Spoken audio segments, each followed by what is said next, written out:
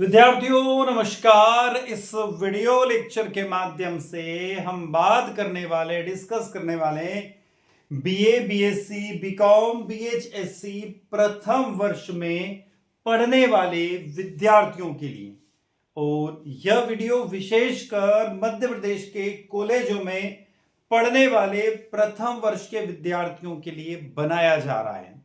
विद्यार्थियों, इस video lecture के माध्यम से हम बात करेंगे एबिलिटी एनहेंसमेंट कोर्स यानी कि क्षमता संवर्धन पाठ्यक्रम, जिसका नाम है हिंदी भाषा यानी हिंदी लैंग्वेज। और इस पाठ्यक्रम का, इस पेपर का जो टाइटल है, पेपर का नाम है हिंदी भाषा और संस्कृति। तो विद्यार्थियों, इससे पहले आप लोगों ने प्लेलिस्ट में इसका सिलेबस देखा होगा, उस सिलेबस को समझा भी होगा। इस वीडियो लेक्चर के माध्यम से हम बात करेंगे a collection of important question यानी महत्वपूर्ण प्रश्नों का संग्रह मध्य प्रदेश के कॉलेजों में प्रथम वर्ष में पढ़ने वाले विद्यार्थियों के लिए। तो विद्यार्थियों, मैं डॉक्टर दीपेंद्र कुमार शर्मा आपके अपने YouTube प्लेटफॉर्म जिसका नाम केमिस्ट्री बाय डी शर्मा है, उस पर आपके साथ जुड़ा हुआ हूं। विद्यार्थियों, आई होप ये वीडियो लेक्चर आप लोगों को अच्छा लगेगा। अच्छा लगता है तो वीडियो को लाइक अवश्य कीजिएगा। ऑप्शन दिख रहा है, बिल्कुल लाइक अवश्य कीजिएगा। साथ में आपके दोस्तों तक, आपके क्लासमेट तक, आपके साथियों तक इस वीडियो को शेयर भी कीजिएगा। आ रहा समझ में? शेयर भी कीजिएगा। कोई डाउट है तो कमेंट बॉक्स में आप कमेंट करके हमें जरूर बताइएगा, और जाते जाते चैनल को सब्सक्राइब अवश्य कीजिएगा, क्योंकि इस वीडियो में आगे हम बात कर रहे हैं अब डिटेल में सभी यूनिट में क्या क्या पढ़ना आपको आवश्यक है, उन प्रश्नों के बारे में। तो चैनल को सब्सक्राइब आपने कर लिया होगा। यदि आपको कोई डाउट है, कोई परेशानी है, तो एक नंबर स्क्रीन पर दिखाई दे रहा नंबर है 7725044325 7725444325। इस नंबर पर आप व्हाट्सएप के माध्यम से हमें मैसेज भी भेज सकते हैं।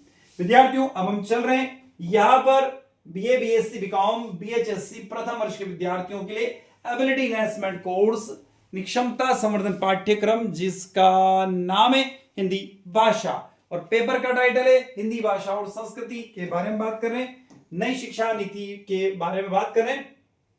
एक बात आप अच्छे से ध्यान रखिएगा कि ये पेपर आपका टोटल 100 मार्क्स का रहेगा। परीक्षा का समय मात्र 2 घंटे का रहेगा। इसमें 3 अति लघु उत्तरीय प्रश्न पूछे जाएंगे, जो कि 4 अंक का एक प्रश्न रहेगा। 3 प्रश्न आएंगे, 4 अंक का एक प्रश्न रहेगा। टोटल 12 नंबर का पहला वाला पार्ट रहेगा। दूसरे पार्ट में 4 लघु प्रश्न पूछे जाएंगे। कितने? 4 प्रश्न पूछे जाएंगे। प्रत्येक प्रश्न 13 अंक का रहेगा। इस तरीके से 52 अंक का यह सेगमेंट हो जाएगा। तीसरा सेगमेंट जब आप चलेंगे तो उसमें 2 प्रश्न पूछे जाएंगे, अति दीर्घ उत्तरी, और 18 नंबर का एक प्रश्न होगा।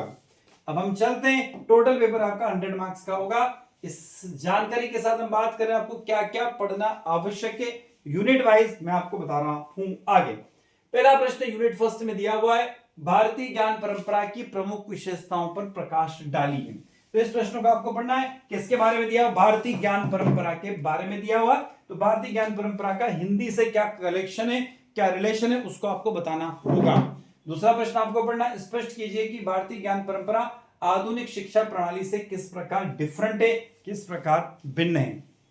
तीसरा प्रश्न दिया हुआ है, वसुधैव कुटुंबकम और सर्वे भवन्तु सुखिनः के सिद्धांत के संदर्भ में भारतीय ज्ञान परंपरा के वैश्विक योगदान का वर्णन कीजिए।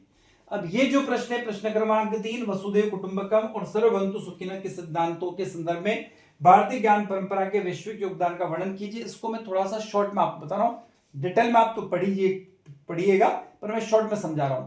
भारतीय ज्ञान परंपरा में मानवता को केवल भौतिक प्रगति ही नहीं, बल्कि नैतिक, आध्यात्मिक और सामाजिक मूल्यों का भी मार्गदर्शन दिया है।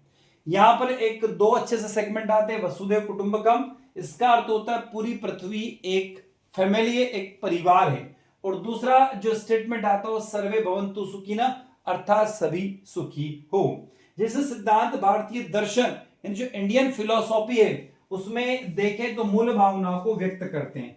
केवल ये नारे नहीं है, हम इनको नारा नहीं कह सकते, या ना कोई स्लोगन है, बल्कि उस भारतीय जीवन दर्शन के स्तंभ है जो सदियों से विश्व को दिशा दी है। अब बात करते वसुधैव कुटुंबकम के बारे में बात करें तो वसुधैव कुटुंबकम जो स्टेटमेंट है उसका अर्थ होता है संपूर्ण विश्व एक क्या है, फैमिली है, एक परिवार है। यह ध्यान रखना, वसुधैव कुटुंबकम जो स्टेटमेंट है कहां से लिया गया, तो महाउपनिषद से लिया गया है। यह मंत्र भारतीय विदेश नीति और सामाजिक ढांचे का प्राण है। खास बात इसकी ध्यान रखना, कहां से लिया गया, महाउपनिषद से लिया गया। इसका अर्थ है यह मेरा है और यह पराया है। ऐसी गणना संकुचित बुद्धि वाले लोग करते हैं। मतलब हमारी इंडिया की यह सोच कभी भी नहीं रही, हमारे भारत की कभी भी यह सोच नहीं रही है कि यह मेरा है और यह पराया है। हमारी सोच क्या है कि सभी हम एक हैं, हम ये सोच लेके चलते हैं। तो उदार हृदय वालों के लिए संपूर्ण पृथ्वी, संपूर्ण जो अर्थ है वो एक फैमिली है, एक परिवार है। वैश्विक शांति और बंधुत्वता की भावना इस स्लोगन से, इस नारे से आती है जिसका नाम है वसुधैव कुटुंबकम। आज के युग में जहां संघर्ष और ध्रुवीकरण बढ़ रहा है, भारत का यह सिद्धांत समावेशी विकास का मार्ग प्रशस्त करता है। आगे देखिए, पर्यावरण संरक्षण के बारे में भी बात करता है कौन, वसुधैव कुटुंबकम। जब हम पूरे विश्व को परिवार मानते हैं तो प्रकृति, नदियां, पर्वत, जीव जंतु, पेड़ पौधे, ये सब हमारा क्या है, परिवार का एक हिस्सा है। यही कारण है कि भारतीय परंपरा में प्रकृति के शोषण की बजाय उसके दोहन और संरक्षण की बात की गई है।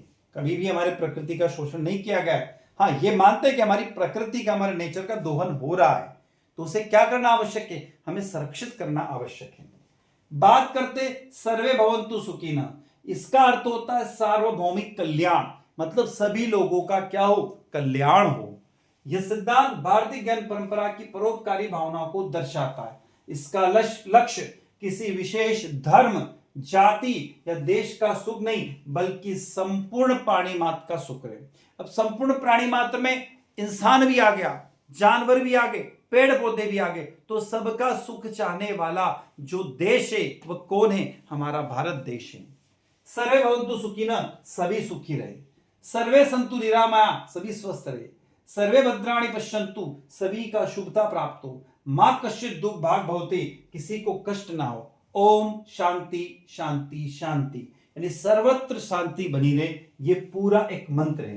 तो ध्यान रखना, ये मंत्र कहां से आया, तो ये जो श्लोक है, ये मंत्र है, ये वृहत्राणायक उपनिषद या गरुड़ पुराण जैसे अन्य प्राचीन ग्रंथों से लिया गया है। याद रखिए ना, वृहत्राणायक उपनिषद या गरुड़ पुराण जैसे प्राचीन ग्रंथों से इसको लिया गया। ये एक प्रसिद्ध वैदिक शांति मंत्र प्रार्थना है जो वसुधैव कुटुंबकम यानी पूरी दुनिया एक परिवार के सिद्धांत को फॉलो करती है, यानी कि दर्शाती है, जिसका अर्थ है सभी के सुख, स्वास्थ्य और कल्याण की कामना करना है। विद्यार्थियों में तीसरे प्रश्न के आंसर की तरफ चल रहा हूं अभी, मैं कुछ और प्रश्न आपको बाद में बताऊंगा। आगे, स्वस्थ का वैश्विक योगदान, योग और आयुर्वेदिक। सर्वे सन्तु निरामया, यानी सभी रोग मुक्त हो, ये हमारा आयुर्वेद कहता है कि ध्येय के साथ योग और आयुर्वेद आज वैश्विक स्तर पर मानसिक और शारीरिक स्वास्थ्य के विकल्प के रूप में उभरे हैं। आर्थिक न्याय की भी बात करता है। भारतीय दर्शन के अनुसार धन का संचय नहीं बल्कि उसका वितरण महत्वपूर्ण है ताकि समाज का अंतिम व्यक्ति भी सुखी रह सके। तो ये हमने यहां पर तीसरे प्रश्न के आंसर बताया आपको। सभी प्रश्नों के आंसर मैं आपको नहीं बताऊंगा, सिर्फ तीसरे प्रश्न का बताया क्योंकि वो प्रश्न मेरे दिल के करीब है, इसलिए मैंने आपको आंसर बताया। आगे चलते, चौथा प्रश्न आपको क्या पढ़ना है, भारतीय ज्ञान परंपरा के विभिन्न स्रोत जैसे वेद, उपनिषद, पुराण का संक्षिप्त विवरण देते हुए उनके अंतर संबंधों को स्पष्ट कीजिए। पांचवा प्रश्न है, भारतीय ज्ञान परंपरा के संरक्षण और प्रसार में हिंदी भाषा की भूमिका का आलोचनात्मक अध्ययन कीजिए या परीक्षण कीजिए। ये पांचवा प्रश्न आपको पढ़ना आवश्यक है। छठा प्रश्न क्या है, मध्यकालीन भक्ति साहित्यिक ने किस प्रकार की भारतीय ज्ञान और दर्शन को जन सामान्य की भाषा में सुलभ बनाया है, उदाहरण से इसकी व्याख्या कीजिए।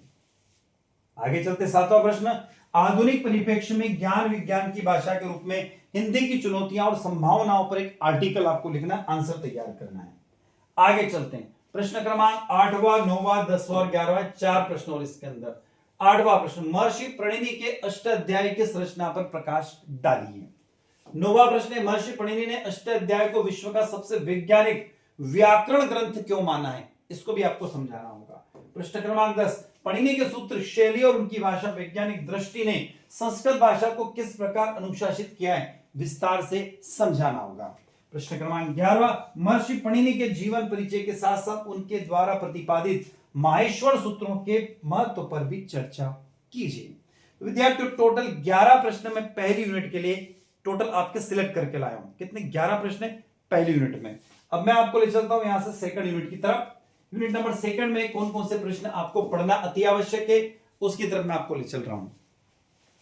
तो यूनिट जब हम सेकंड की तरफ चल रहे हैं तो पहला प्रश्न आपको दिख रहा, मैत्रेयी गुप्त को राष्ट्र कवि क्यों कहा जाता है?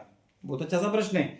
मातृभूमि, दूसरा प्रश्न, मातृभूमि कविता के आधार पर मैत्रेयी गुप्त की राष्ट्रभक्ति और मातृभूमि के प्रति उनके लगाव को विस्तार से समझाइए। तीसरा प्रश्न जो हमें पढ़ना आवश्यक है दूसरी यूनिट का, वो है मातृभूमि कविता में कवि ने प्रकृति के विभिन्न उपादान जैसे नीला आकाश, सूर्य, चंद्र, समुद्र का उपयोग मातृभूमि की वंदना के लिए किस प्रकार किया, स्पष्ट कीजिए। आगे चलते हैं। प्रश्न क्रमांक 4, शरणेद देवी तू करती सबका त्राण है, इस पंक्ति के आलोक में सिद्ध कीजिए कि कवि अपनी मातृभूमि को केवल एक भूखंड न मानकर एक सजीव शक्ति मानता है, उसको समझाइए। प्रश्न क्रमांक 5, निराला के व्यक्तित्व की प्रमुख विशेषताओं पर प्रकाश डालिए। प्रश्न क्रमांक 6, भारत वंदना कविता में उन्होंने भारत माता के किस स्वरूप का आराधना की? तो उन्होंने का मतलब यहां पर कौन आ जाएगा? निराला जी ने। तो भारत वंदना कविता में निराला जी ने भारत माता के किस स्वरूप की आराधना की है? प्रश्न क्रमांक 7, भारत वंदना कविता में निहित दार्शनिकता और राष्ट्रीय चेतना को अपने शब्दों में लिखिए। प्रश्न क्रमांक 8, भारत वंदना कविता पाठक के मन में किस प्रकार के भाव जागृत करती है? प्रश्न क्रमांक 9, निराला जी की काव्य भाषा, महत्वपूर्ण प्रश्न है। निराला जी की काव्य भाषा और छंद योजना पर टिप्पणी करते हुए बताइए कि भारत वंदना में शब्दों का चयन कविता के गौरव को कैसे बढ़ाता है? प्रश्न क्रमांक 10, मुंशी प्रेमचंद की कहानी कला और विशेषताओं का उल्लेख करते हुए शतरंज के खिलाड़ी के मुख्य संदेश पर प्रकाश डालिए। मुंशी प्रेमचंद जी की बहुत अच्छी सी कहानी शतरंज के खिलाड़ी, जिसके ऊपर एक फिल्म भी बनी हुई है। प्रश्न क्रमांक 11, शतरंज के खिलाड़ी कहानी तात्कालिक अवध यानी लखनऊ की विलासिता और पतनशील सामंती व्यवस्था का जीवंत दस्तावेज तर्क सहित उदाहरण प्रस्तुत कीजिएगा। प्रश्न क्रमांक 12, मिर्जा और मीर के चरित्र चित्रण के माध्यम से मुंशी प्रेमचंद जी ने देश के प्रति नागरिकों की उदासीनता और उसके दुष्परिणामों को किस प्रकार दर्शाए? कहानी के अंत में रेफरेंस के साथ में विवेचना कीजिए। तो विद्यार्थियों दूसरी यूनिट में हमने टोटल 12 प्रश्न यहां पर देखे। अब मैं आपको ले चल रहा हूं तीसरी यूनिट की तरफ। उससे पहले एक छोटी सी बात, मात्र 30 सेकंड की बात है। बात वही, मैं जुड़ा हुआ आपके साथ आपके यूट्यूब प्लेटफॉर्म जिसका नाम है सिडी chemistry by D Sharma. Video lecture अच्छा लग रहा है तो लाइक अवश्य कीजिएगा, आपके दोस्तों तक शेयर कीजिएगा, कमेंट बॉक्स में कमेंट करके जरूर बताइएगा और चैनल को सब्सक्राइब अवश्य कीजिएगा। एक और खास बात, मैंने थोड़ी देर पहले भी आपको कहा था, यदि आपको कोई डाउट है तो स्क्रीन पर एक नंबर है, नंबर बता देता हूं आपको मैं, नंबर 77 250 44 325। इस नंबर पर आप व्हाट्सएप के माध्यम से हमें मैसेज भेज सकते हैं या कमेंट बॉक्स में भी आप हमें मैसेज करेंगे तो हम उसका रिप्लाई आप तक पहुंचा देंगे। और विद्यार्थियों इस बटन पर तो आपको क्लिक करना ही है, जिससे हमें एक मोटिवेशन मिलता रहे और हम आपके साथ बने रहे। चलो बात करते हैं यूनिट नंबर 3 पे आ जाते हैं, इस छोटी सी बात को खत्म करते हुए। यूनिट 3 का पहला प्रश्न क्या कह रहा है? देखो बहुत अच्छा सा, बहुत बढ़िया प्रश्न, मेरे दिल के करीब है प्रश्न भी। भारतीय लोकमानस में राम की व्याप्ति केवल संस्कृत तक सीमित नहीं है। विभिन्न भारतीय भाषाओं जैसे तमिल में कंब रामायण, बंगाल में कृतिवास रामायण के रेफरेंस में राम काव्य की वैचारिक एकता पर प्रकाश डालिए। प्रश्न क्रमांक 2, राम भारतीय संस्कृति के सूत्रधार है, इस कथन की पुष्टि कीजिए। प्रश्न क्रमांक 3, विभिन्न प्रांतीय भाषाओं के साहित्य ने राम के आदर्शों को किस प्रकार आत्मसात किया है? क्या प्रश्न बने हैं, मतलब सिलेबस भी क्या शानदार डिजाइन किया गया है। चलते आगे। प्रश्न क्रमांक 4, आचार्य शुक्ल के अनुसार साहसपूर्ण आनंद की उमंग ही उत्साह है, इस परिभाषा के आलोक में उत्साह और साहस में अंतर स्पष्ट कीजिए। देखो कितना बढ़िया प्रश्न है, उत्साह और साहस में आपको अंतर स्पष्ट करना है। 5वां प्रश्न, उत्साह निबंध के आधार पर सिद्ध कीजिए कि उत्साह का लक्ष्य केवल फल प्राप्ति नहीं बल्कि कर्म की प्रधानता है। छठा प्रश्न, शुक्ल जी ने कर्म सौंदर्य को किस प्रकार परिभाषित किया है। सातवां, क्या युद्धवीर, दानवीर और दयावीर में उत्साह का स्वरूप एक समान है। निबंध में दिए गए तर्कों के आधार पर इसकी विवेचना कीजिए। आठवां प्रश्न, दिनकर जी ने भारत एक है लेख के माध्यम से भारत की अनेकता में एकता के किन ऐतिहासिक और सांस्कृतिक प्रमाणों को प्रस्तुत किया है। यूनिट नंबर 3 का प्रश्न क्रमांक 9। देखो 9वां प्रश्न क्या कह रहा है, वहां तक मैं ले चलता हूं। ठीक है, ये 9वां प्रश्न आपको दिख रहा है। प्रश्न क्या कह रहा है, 9वां प्रश्न, हमारी संस्कृति का मूल आधार समन्वय है। हमारी संस्कृति का मूल आधार समन्वय है। दिनकर के विचारों के रेफरेंस में भारतीय संस्कृति की उदारता और उसकी समरसता स्वरूप का वर्णन कीजिए। प्रश्न क्रमांक 10, भूगोल और भाषा की विविधता के बावजूद भारत एक अखंड इकाई कैसे बना हुआ है। पाठ के आधार पर उत्तर दीजिए। प्रश्न क्रमांक 11, अवसर व्यंग के माध्यम से शरद जोशी ने सरकारी तंत्र की किस मानसिकता और कार्यशैली पर प्रहार किया है, उदाहरण सहित समझाइए। आगे चलते हैं। प्रश्न क्रमांक 12, अवसर होना केवल एक पद नहीं एक व्यवहार है। लेखक अवसर की जीवन शैली और उनके अहंकार को किस प्रकार हास्य और तीखे कटाक्ष के साथ प्रस्तुत करता है। प्रश्न क्रमांक 13, शरद जोशी की भाषा शैली की उन विशेषताओं का उल्लेख कीजिए जो अवसर जैसे गंभीर विषय को भी मनोरंजक और विचार उत्तक बना देता है। शरद जी जोशी जो है वो उज्जैन के रहने वाले थे, मतलब उनका डेथ हो चुकी है, तो उज्जैन के रहने वाले बहुत अच्छे कवि है। उन्होंने कुछ फिल्मों में गाने भी लिखे हैं और कुछ फिल्मों की स्टोरियां भी उन्होंने लिखी हैं, याद रखना। 14वां प्रश्न, साहित्य और समाज मेरे सपनों का भारत या वर्तमान समय में उत्साह की प्रासंगिकता पर निबंध लेखन कीजिए। प्रश्न क्रमांक अगला, निबंध में भूमिका, मध्य भाग और उपसंहार का स्पष्ट ढांचा तैयार। 15वां प्रश्न, भारतीय संस्कृति पर आलेख लेखन कीजिए। 16वां प्रश्न, भारतीय संस्कृति में गंगा जमुना तहजीब क्या है, समझाइए। ये शब्द बड़ा इस्तेमाल होता है कि हमारी जो इंडियन कल्चर है, भारतीय संस्कृति है, वो गंगा जमुना तहजीब को मानने वाली है। तो गंगा जमुना तहजीब है क्या, ये आपको बताना होगा। दिनकर जी के विचारों का उल्लेख करते हुए वर्तमान समय में सांस्कृतिक एकता के महत्व को समझाइए। तो विद्यार्थियों, तो हमारी बात हुई है कौन सी यूनिट तक, तीसरी यूनिट तक आ गए।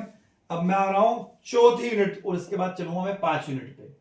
चौथी यूनिट, पहला प्रश्न, उपसर्ग और प्रत्यय में डिफरेंस क्या है, सबको याद होगा फिर भी पढ़िएगा। अगला, उदाहरणों के माध्यम से स्पष्ट कीजिए कि उपसर्ग और प्रत्यय दोनों शब्दों के अर्थ में किस प्रकार परिवर्तन लाते हैं। तीसरा, संस्कृत, हिंदी और उर्दू फारसी के प्रमुख उपसर्गों का उल्लेख करते हुए कम से कम 2-2 एग्जाम्पल तो याद कर लीजिएगा। इसे 5-5 एग्जाम्पल करना, 2-2 तो करना ही है। चौथा, प्रत्यय के प्रमुख भेदों, कृत प्रत्यय और तुदित प्रत्यय की परिभाषा दीजिए और उनके बीच में डिफरेंस बताइए। पांचवा, तत्सम और तद्भव शब्दों से आप क्या समझते हो, एग्जाम्पल जरूर करिएगा। हिंदी ग्रामर है, बिना एग्जाम्पल के नहीं चलेगी, याद रखिएगा। तत्सम शब्दों के तद्भव रूप में परिवर्तित होने के प्रमुख नियमों पर चर्चा कीजिए। सातवां, देशज और विदेशी शब्दों का भारतीय भाषाओं पर क्या प्रभाव पड़ रहा है, ये बताइए। हिंदी में प्रचलित किन्हीं 5 विदेशी भाषाओं के शब्दों का सूची बनाइए। संकर शब्द और नवनिर्मित शब्द किसे कहते हैं। 10वां, वर्तमान समय में तकनीकी और सोशल मीडिया के कारण हिंदी से जुड़ रहे नवनिर्मित शब्दों को एक संक्षिप्त आर्टिकल लिखिए। पर्यायवाची शब्द का प्रयोग करते समय किन सावधानियों का आवश्यकता होती है। 12वां प्रश्न, क्या सभी पर्यायवाची शब्द हर स्थान पर एक दूसरे का स्थान ले सकते हैं। तर्क सहित नहीं, ऐसा नहीं होता है, ध्यान रखिएगा। पर्यायवाची शब्द का स्थान एक निश्चित होता है, सभी दूर इस्तेमाल नहीं होते हैं। 13वां, विलोम शब्द की रचना के विभिन्न आधारों जैसे उपसर्ग जोड़कर, लिंग परिवर्तन द्वारा आदि का विस्तार से वर्णन कीजिए। 14वां प्रश्न, अनेक शब्दों के लिए एक शब्द भाषा की संक्षिप्तता और प्रभावशीलता में किस प्रकार सहायक होते हैं, उदाहरण के साथ समझाइए। प्रश्न क्रमांक 15, क्या उपसर्ग और प्रत्यय के बिना भाषा का विकास संभव है। मुझे तो नहीं लगता संभव है, आंसर दीजिएगा। 16वां प्रश्न, साइकिल और रेलगाड़ी में कौन सा शब्द विदेशी और कौन सा संकर है। एक एग्जांपल दिया, मतलब ऐसे प्रश्न आ सकते हैं, ध्यान रखिएगा। देश शब्द, देश शब्द क्या होते हैं, जो स्थानीय बोली को, जैसे लोटा, पगड़ी, झोला, खटखटाना। अब यह दरवाजा खटखटा रहा हूं मैं, तो कौन सा शब्द है ये देशी शब्द है, देशज शब्द है। सिर में क्या बनती है पगड़ी, देशज शब्द है। झोला सब्जी लेने जाते ना हम लोग, क्या अरे भैया झोला लेके जा रहा हूं सब्जी लेने, क्या देशज सब्जी। पानी का लोटा देशज सब्जी। विदेशी, तो विदेशी में कौन सा आता है, विदेशी में अंग्रेजी भी आते हैं, अरबी फारसी भी आते हैं, पुर्तगाली भी आते हैं। तो विदेशी में अरबी फारसी में जैसे बात करें अरबी और फारसी में अखबार हम दिन रात इस्तेमाल करते हैं, हिंदी का शब्द नहीं है वो अखबार, किसका है, अरबी फारसी का शब्द है। वकील, बाजार, कागज, अरे भैया कागज है ना, अरबी फारसी शब्द है। अंग्रेजी शब्द डॉक्टर, स्कूल, कंप्यूटर, टिकट। पुर्तगाली शब्द अलमारी, बाल्टी, गमला, चाबी। और मिश्रित शब्द जो दो अलग अलग भाषाओं से मिलकर बने, जैसे रेलगाड़ी, अंग्रेजी प्लस हिंदी से, रेल मतलब अंग्रेजी, गाड़ी मतलब हिंदी। छायादार, छाया मतलब संस्कृत का, उद्धार मतलब फारसी से आया हुआ है। तो इस तरीके से आपको कुछ एग्जाम्पल तैयार करना, मैंने सिर्फ 2-3 एग्जाम्पल आपको यहां बताए हैं, आपको ज्यादा तैयार करना, पढ़ना है, ग्रामर पढ़ना पड़ेगी। आखिरी यूनिट की तरफ आ गया हूं मैं, 5 यूनिट की तरफ। पहला प्रश्न 5 यूनिट का, हिंदी लेखन में विराम चिन्हों से आप क्या समझते हो, बहुत अच्छा सा प्रश्न। दूसरा प्रश्न, हिंदी लेखन में विराम चिन्हों के महत्व पर प्रकाश डालते हुए किन्हीं 5 प्रमुख विराम चिन्ह जैसे पूर्ण विराम, अल्प विराम, प्रश्नवाचक आदि को उदाहरण से समझाइए। तीसरा प्रश्न, विराम चिन्हों का गलत प्रयोग अर्थ का अनर्थ कर सकता है, इस कथन को रोको मत जाने दो, जैसे उदाहरण के माध्यम से समझे। खाली एग्जांपल दे रहा हूं, ऐसे कुछ और एग्जांपल भी पूछे जा सकते हैं। चौथा प्रश्न, उद्धरण चिन्ह और विवरण चिन्ह के प्रयोग के नियमों को समझाइए। पांचवा प्रश्न, संक्षेपण किसे कहते हैं, एक आदर्श संक्षेपण की प्रमुख विशेषताएं का वर्णन कीजिए। छठा प्रश्न, किसी विस्तृत गद्यांश का संक्षिप्तीकरण करते समय किन किन मुख्य बातों का ध्यान रखना आवश्यक है, चरणबद्ध तरीके से समझाइए। सातवां प्रश्न, संक्षेपण और सारांश में क्या डिफरेंस है, एग्जांपल दीजिए। आठवां प्रश्न, धर्म और अद्वैत की अवधारणा को भारतीय दर्शन के रेफरेंस में समझाइए। और नौवां प्रश्न, भाषा और अवधारणा के अंतर संबंध पर टिप्पणी कीजिए, भाषा किस प्रकार नई अवधारणा को जन्म देती है। तो विद्यार्थियों, आप अच्छे से जानते, आप जुड़े हुए मेरे साथ में, यानी डॉक्टर देवेंद्र कुमार शर्मा के साथ में, आपके अपने YouTube platform chemistry by D Sharma से। तो अब मैं आपसे विदा लेता हूं। मैंने आपको एक नंबर बताया था 7725044325, इस नंबर पर यदि आपको कोई डाउट है तो व्हाट्सएप के माध्यम से हमें संदेश भेज सकते हैं। विद्यार्थियों, आपका अपना एक मोबाइल एप्लीकेशन जिसका नाम है स्पीड लर्न, उसको भी डाउनलोड कीजिएगा। वहां पर फिलहाल में केमिस्ट्री और आपका एक स्पेशल कोर्स है, हिंदी इंग्लिश के बाद में करता भारत बोध अंडरस्टैंडिंग इंडिया। यदि उसके नोट्स आपको चाहिए तो मात्र 51 रुपए में स्पीड लर्न एप्लीकेशन पर आपको नोट्स अवेलेबल होंगे, जिसकी लिंक हमने डिस्क्रिप्शन बॉक्स में दे रखी है। तो मैं विदा ले रहा हूं, फिर नए वीडियो के साथ पुनः आपसे मुलाकात होगी, तब तक जय हिंद जय